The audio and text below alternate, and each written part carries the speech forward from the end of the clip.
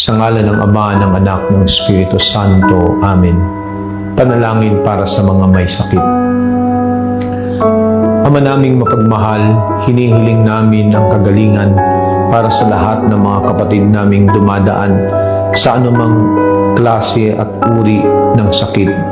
Katawan, espiritual, pinansyal, emosyonal, mental.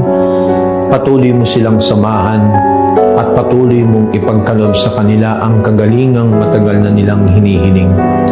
Naway ang panibagong lakas na kanilang makukuha sa iyo sa pamamagitan ng kanilang panalangin ay tunay na magbigay ng panibagong pagkakataon upang sila ay patuloy na sumunod sa iyo at maglingkod.